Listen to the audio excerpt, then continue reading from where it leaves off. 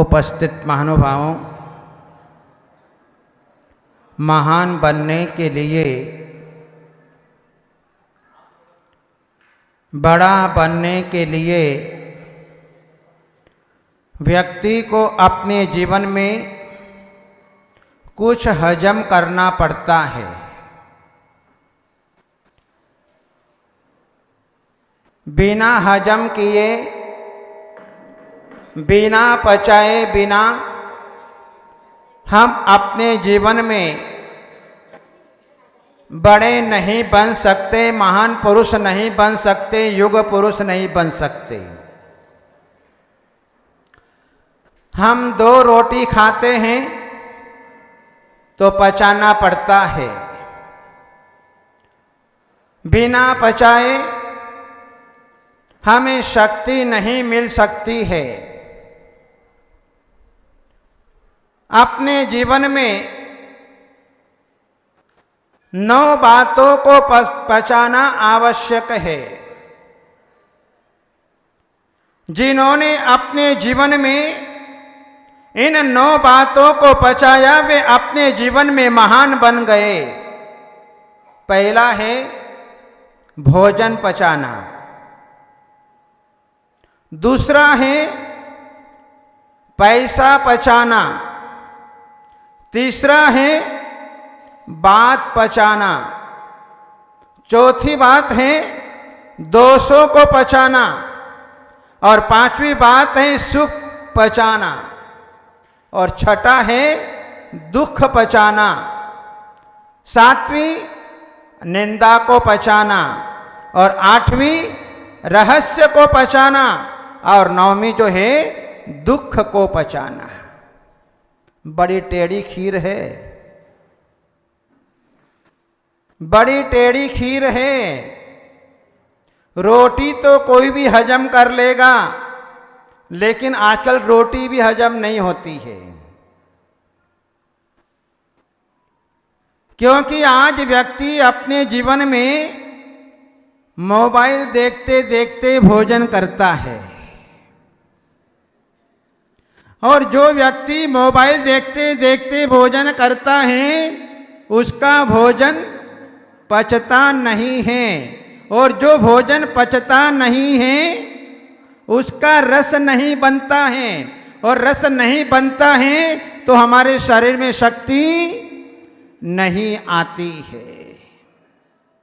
प्रकृति ने हमको 32 दांत दिए। कितने दिए? 32 दांत दिए, और 32 दांत इसीलिए दिए कि हमको एक ग्रास चबाना है तो उस एक ग्रास के ऊपर 32 दांत लगने चाहिए। मतलब 32 दांतों से भोजन को पचाया जाता है, क्योंकि जो काम दांत कर सकते हैं वो काम आंत नहीं कर सकती है।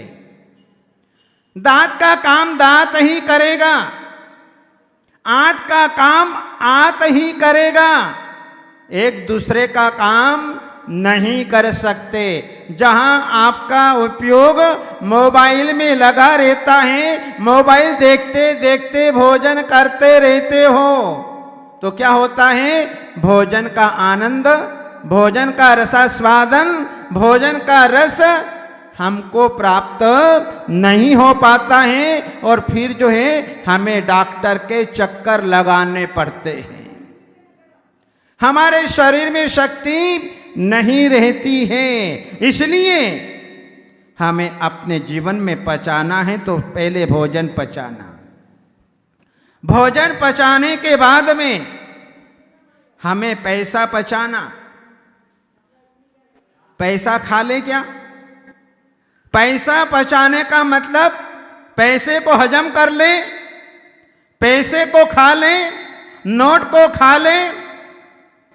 क्या मतलब पैसे को पचाने का? मतलब पैसों को पचाने का मतलब है अपने जीवन में प्रदर्शन नहीं करना, क्योंकि आज वर्तमान में प्रदर्शन का युग चल रहा है और व्यक्ति अपने जीवन में पैसों की चोचलेबाजी उसके जीवन में आ गई, जिसके कारण अपने जीवन में प्रदर्शन करने लगा। और जितना जितना प्रदर्शन करता चला जा रहा है, उतना दुख, उतना कष्ट, उतनी आपत्ति विपत्ति अपने जीवन के अंदर वह ले रहा है। इसलिए पैसा बचाना, पहले अपने पूर्वज कितने अच्छे थे, मोटा खाते थे और मोटा पहनते थे, और आज पतला खाना और पतला पहनना। जहां ये संस्कृति आज वर्तमान में आ गई, पहले के लोग जो है ढक कर के खाते थे और आज पूरा खुला कर दिया। जिस दिन से हमने अपने घर की संपदा को खुला छोड़ दिया, जब से हमने भगवान के गर्भगृह खुले रख दिए, जब से हमने अपने जीवन में प्रदर्शन करना शुरू कर दिया, तो वहां पर हमारे जीवन में सब कुछ गड़बड़ हो रहा है। पहले के लोग ढक कर के खाते थे, आज के लोग जो हैं वर्तमान में खुला रख करके खा रहे हैं। ध्यान रखना कि जहां पर व्यक्ति अपने जीवन के अंदर जो है यदि ढक कर के आज खाए तो अपने जीवन में बहुत सुरक्षित हो सकता है। लेकिन पाश्चात्य संस्कृति की प्रभाव में आकर के इंसान अपने जीवन में सब कुछ दिखाना चाहता है कि मेरे पास में क्या है। आज व्यक्ति सोना खरीदता है, किसके लिए? अपने लिए नहीं, अपने लिए नहीं, महिलाओं के लिए, श्रीमतियों के लिए, बहन बेटियों के लिए सोना खरीदता है। सोना खरीदना भी चाहिए, क्योंकि सोना समय पर काम आता है। पहले हमारे पूर्वज भी सोना रखते थे, चांदी रखते थे, लेकिन जब जीवन में संकट की घड़ी आती है, आपत्ति की घड़ी आती है, उस समय जो है ये सोना तुम्हारे जीवन के अंदर काम आता है। हम सोने को बेच करके हम अपने जीवन में अपने परिवार की सुरक्षा अपने जीवन में कर सकते हैं। लेकिन आज तो सोना खरीदा जाता है केवल मात्र प्रदर्शन के लिए, क्योंकि आदमी तो प्रदर्शन कर नहीं सकता। आप मुझे दिखाना है लोगों को कि मेरे पास में इतना सोना है, इतना रुपया पैसा, इतना चांदी है। आज सोना 1 लाख के ऊपर चला गया है, तब भी इंसान सोना खरीदना बंद नहीं कर रहा है, क्योंकि कुछ कार्य ऐसे होते हैं कि सोना देना ही पड़ता है। तो व्यक्ति अपने जीवन में सोना खरीदता है, और सोना खरीदता है अपनी श्रीमती के लिए, क्योंकि श्रीमती को सोना पहनाना है। क्योंकि बिना सोना पहनाए हम कैसे अपने जीवन में अपने धन का प्रदर्शन कर सकें।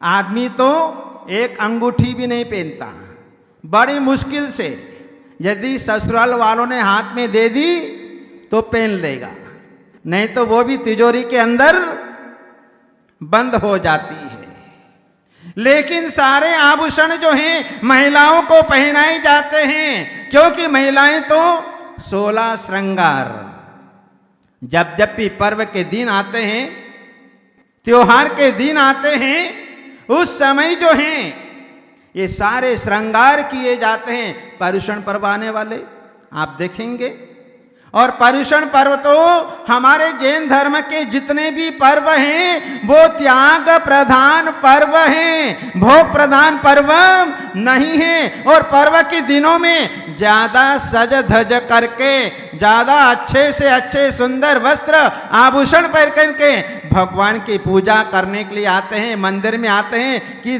दुनिया मुझे देख ले कि मैं पैसे वाले हूं, मेरा घराना, मेरा परिवार, मेरा आदमी पैसा वाला है।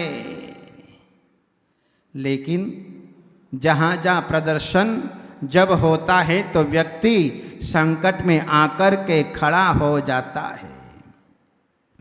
पड़ोसी व्यक्ति ने 3 मंजिला मकान बना लिया तो मैं क्यों नहीं बना सकता, मैं 5 मंजिला बनाऊंगा। पड़ोसी के पास में 4 मोबाइल हैं तो मेरे पास में 8 मोबाइल क्यों नहीं, 8 मोबाइल ले लेता है। जहां पड़ोसी को देखता है और पड़ोसी को देख करके वह अपने जीवन में प्रदर्शन करने जा रहा है, लेकिन उस व्यक्ति के पास में प्रदर्शन करने के लिए पैसा नहीं है। पैसा कितना चाहिए? अपने जीवन में कितना पैसा चाहिए? ज्यादा से ज्यादा 4 पैसा, ज्यादा से ज्यादा 4 पैसा। महाराज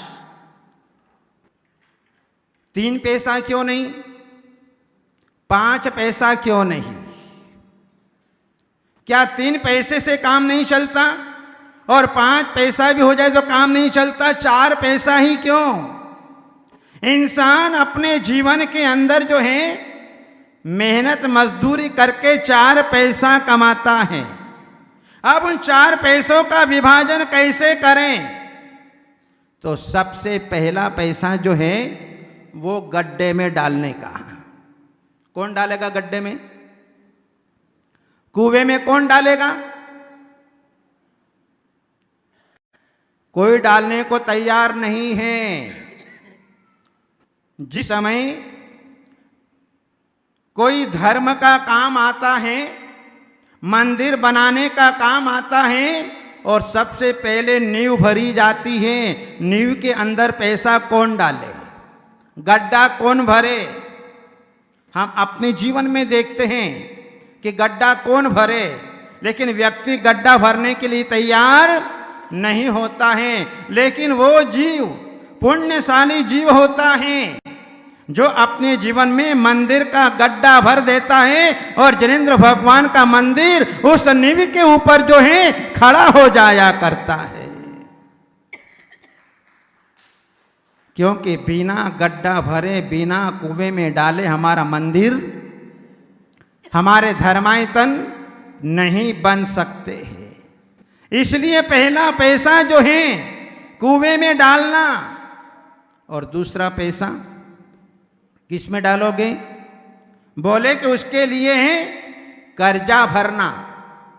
दूसरा पैसा कर्जा भरना, तीसरा पैसा जो है वह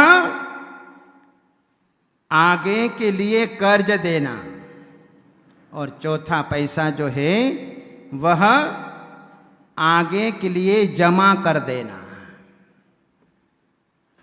ये 4 पैसे हमारे जीवन में बहुत बड़े काम के हैं। पहला पैसा, जहां की कुएं में डालने की बात कही गई, इसका मतलब यही है कि हम जो है एक पैसा जो है अपने परिवार के लिए, अपने बच्चों के लिए उसका भरण पोषण करने के लिए पहला पैसा डालना। दूसरा पैसा क्या था? कर्जा भरना। किसका कर्जा? आज इंसान अपने जीवन में कर्जा ले रखा है। इंसान ने कर्जा लिया है। कर्जा क्यों लिया? जिस दिन से इंसान के जीवन में कर्जा आया, बैंक से लोन लिया और लोन आने के बाद जीवन में मौन हो गया, और जीवन में मौन हो गया तो क्या हुआ? हमारे चेहरे पर से हमारी हंसी गायब हो गई ना? क्योंकि वो लोन लिया हुआ है। हमने अपने जीवन में प्रदर्शन किया, हमने अपने जीवन में दूसरों को दिखाने के लिए हमने बैंक से लोन लेकर के हम अपने जीवन में सारी भौतिक सामग्री ला करके रख दी। अब जो है किस्तें भरते चले जाओ, लेकिन पूरी जिंदगी समाप्त हो जाती है कि हमारी किस्तें भर नहीं पाती है। क्योंकि गरीब आदमी क्या करेगा, कहां से भरेगा?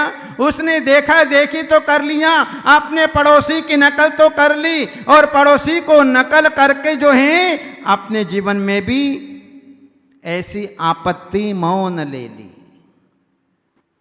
जहां कर्जा बहुत खतरनाक होता है, जीवन में कभी पूरा नहीं होता है, ब्याज कभी पूरा नहीं होता है, ब्याज भरते जाओ भरते जाओ भरते जाओ, लेकिन मूल कभी चुकता ही नहीं है।